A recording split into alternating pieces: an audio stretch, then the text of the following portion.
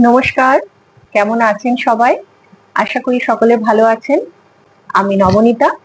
আজকে একটা ছোট্ট গল্প আমি আপনাদের পড়ে শোনাবো।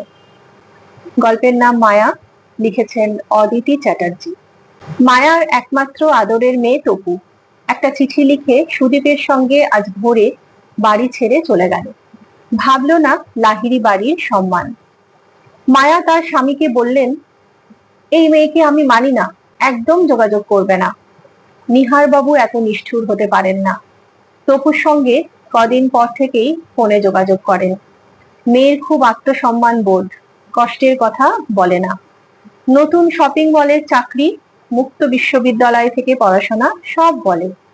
শুধু কথায় কথায় মেয়ে আর হাসে না। সুদীপ কি দায়িত্ব পালন করে না ঠিক করে, কে জানে। 1.5 বছর পরে মাঝরাতে মায়ার ফোনে একটা চেনা নম্বর থেকে ফোন আসলো। তপু হাঁপাতে হাঁপাতে বলল, মা, আমি একা নার্সিং হোমে। মায়া মনে হয় এই মা ডাক্তার জন্যই অপেক্ষায় ছিল। নিহার বাবুর সঙ্গে যখন নার্সিং হোমে পৌঁছায়, তপু তখন ঘোরে।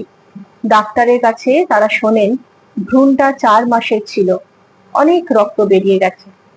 মায়া তপুর মাথার কাছে দাঁড়িয়ে ঘোষণা করলেন, আমার মেয়ের কোনোদিনও বিয়েই হয়নি।